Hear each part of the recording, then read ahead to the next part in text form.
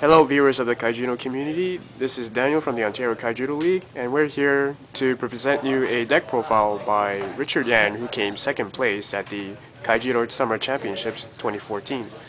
So, Richard, why don't you tell us about yourself? Like, where are you from, and how you qualified? Okay, well, I'm here in Ontario as coined by the Ontario Judo League, and I was able to qualify for the Summer Championship at Kentucky with my friend Daniel, and we were able to take first and second and secure invites to the champs. And then now I'd like to go over the deck that I used at the Summer Champs and give you insight on why I made these certain choices, these certain picks, and where they came up in my matches. So let's begin with our one drops. We have 3 Magris, pretty standard in any rush deck. They are your one drop. They come in on turn 1, and they do make a difference when you're racing to hit down all their shields. But let's move on. We have our main 2 drops, which people are quite interested in. Metal Max, standard 2 drop, one of the highest features with 3500 power, and he helps push through blockers such as Raincloud Kraken and Iron Will Tree. But now I'd like to move on to my second 2 drop, which is Bodyguard Forge.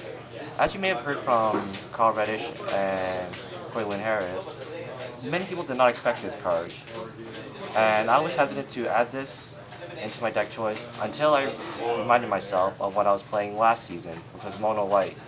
And the main reason I added him because he was a 2-drop that was able to protect my Magris turn 1 play because of the Protector ability, an ability that many people has overlooked. And he was able to secure me my top 8 match against Light Water Nature Tempo by being able to protect that 1 Magris and being able to go in for that final shield.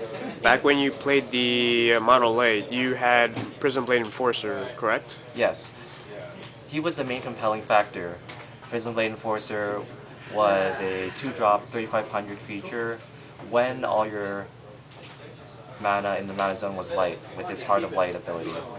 So it gave him blocker and the extra power.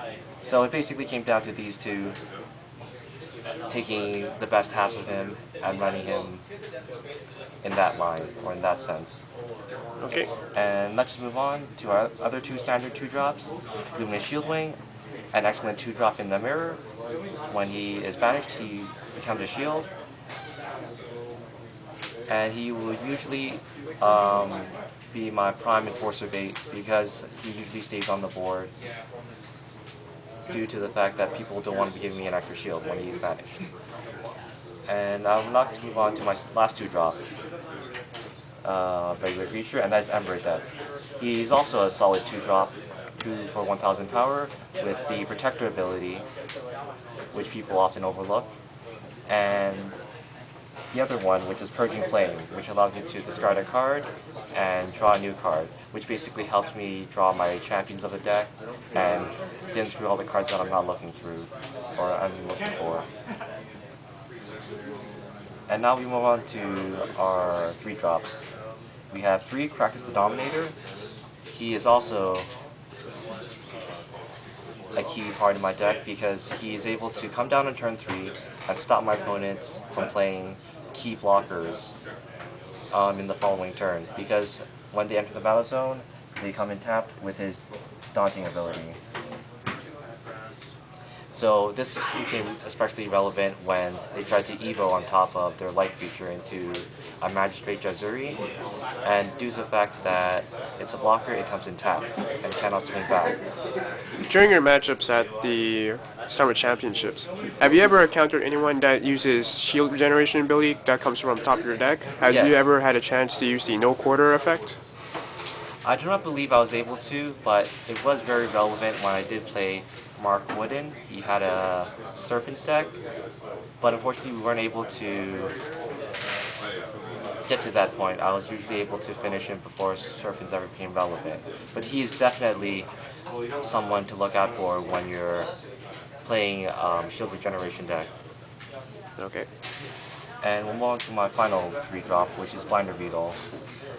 Again, an excellent 3-drop that is great in the mirror because it allows me to run over smaller creatures from my opponent and slow him down while trying to maintain my board.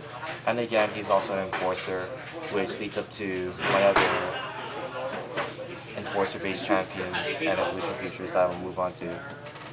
Okay. And let's move on to the 4-drops now. We have 3 Keeper of Laws, pretty standard in the rush component of the deck, because when you're finally going for that final shield, there's only 2 things that can stop you, either a blocker or a shield blast, and he deals with that latter part quite well because he cannot be targeted with deflecting aura as long as we have another creature. But his only weakness is that one card known as Piercing Judgment. Due to the nature of the effect, he's allowed to bounce one of my creatures and deactivate my deflecting aura and tap him. I'm sure we all saw our match with CVH in the finals where that happened, and that is always something you should keep in mind when deciding whether or not to go in with Keeper with your last creature. If you guys missed that match, you should probably go to www.twitch.tv/WizardsKaijudo if you want to see the match again. And we'll move on to our next 4-drop, which is Containment Field. It's a level 4 Shield Blast spell where it allows me to tap a number of target enemy creatures equal to the number of creatures that I have on the board. I felt as if I overlooked this card in particular because I saw it more of it as a defensive spell than an offensive spell. And its potential as an offensive spell would have allowed me to secure multiple games had I not been too focused on trying to maintain creatures on the board, but instead look at my opponent's board as well and think ahead 1 or 2 turns ahead. Alright. And we'll move on to our higher drops with Major Owl. Major Owl was definitely one of my champions in the deck. He's able to come in at turn 5 with fast attack and with his ability, I believe it was Into the Fray. Into the Fray, it allows me to untap him whenever he wins a battle. This is especially crucial into the mirror because whenever I try to stabilize if my opponent's going first, he would have multiple creatures tapped and I couldn't deal with it. But he comes in at such a relevant time and allows me to control the board. And with that advantage with the extra shields, I'm able to summon out my larger guys and take him on the swing back. With Major Owl out, it also gives you protection for your little creatures. Definitely, definitely. And it's also relevant that he is a blocker, in fact, and he's able to help me stop threats such as Raging Sasha when she tries to go in. He's able to take that hit and allow me to kind of pass by her Unleash ability by buying me that extra turn. And finally, we have the Arbiter. Very staple card indeed. He comes in as a body, an Enforcer no less, for my Enforce evolutions, and he's able to tap 2 creatures. He helped me win multiple games during the championships because people did not expect that extra body being there. And it is basically the next closest thing to Stormspark Blast, being able to deal with multiple threats and making for that final hit on the swing back. Alright. And now I guess we'd like to move on to the evolution features. Right now we have, starting with our 2-drops I guess, we have Torhelm Stomper Elite. Torhelm Stomper Elite was a difficult choice to put in the deck because I felt as if he did not do enough during my 3-drop and he also took up an extra body. But when he did come in, he was quite effective. He was able to run over threats like Aqua Strider and other blockers because he's able to attack untapped creatures when he enters the battle zone. and my opponent would always be on the edge by trying to remove him, especially if it was soft removal, such as Piercing Judgment, because of the Counter-Strike ability, where when he is targeted, it would break my opponent's shield. He's definitely a card I would like to look into, and possibly test with more. Next, why don't we look at our second red drop, Restless Conflagration. He was indeed a major player in my mid to late game, as he is able to remove threats such as a blocker while also coming in and breaking 2 shields, which is what you definitely want as a 4 drop. Now, there's a lot of discussion going on during CBH's match in the finals, why you decided to attack his tapped Panopter and decided to unleash it. What was your reasoning for that decision? That is a good question, Daniel. When we were doing our pre-game text discussion with our other team members, we obviously found out that Panopter was a major threat into the deck, as he was able to collect multiple cards with Spy Network and allow him to draw into his larger and more powerful creatures. And when I decided to attack the Panopter while also unleashing, I did realize that yes, he could banish Panopter, but he could have easily, had it not unleashed it, blocked with another secondary blocker. And I personally could not risk having him draw into a Magic Jazuri and hitting me back on the swing back. Like I said, it was definitely a tough decision, and I was not 100% myself at the time. Would it have made a difference if you just attacked the player instead and then unleashed, forcing him to make him lose 2 blockers instead of 1?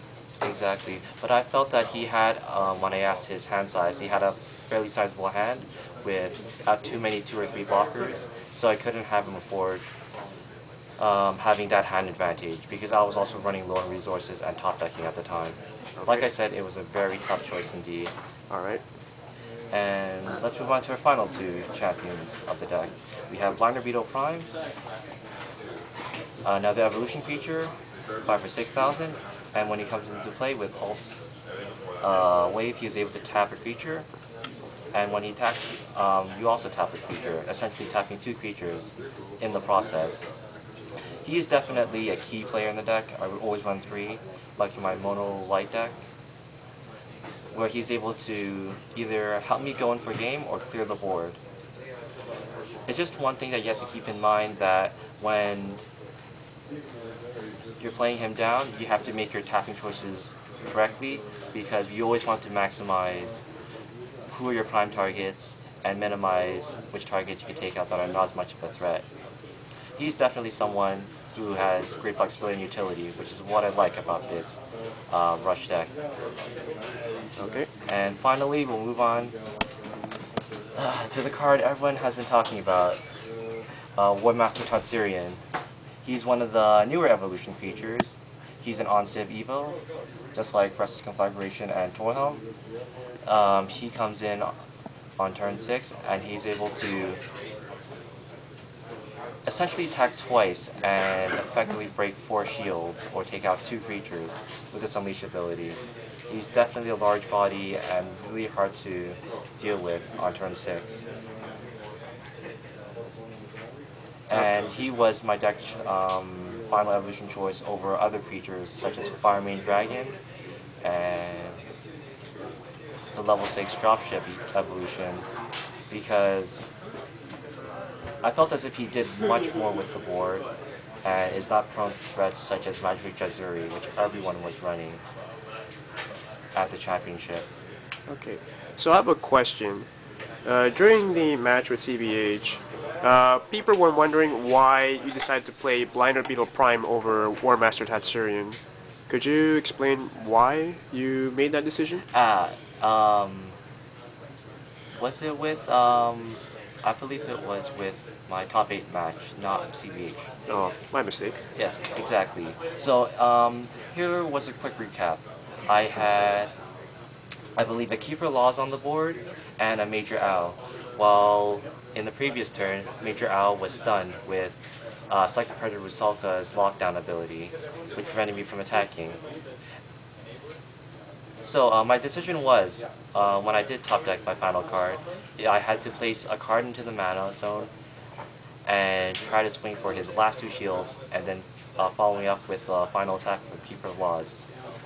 My main reasoning why I did not choose to evolve Major Owl onto War Master Tatsurian was because I was definitely afraid of his 1 out, Piercing Judgment, and had that gone wrong, he could have easily swung me back with his board state, because he was amassing a certain number of creatures. So instead, I charged the War Master, and luckily I had the Magris, the Magnetizer, and Barnaby in my hand.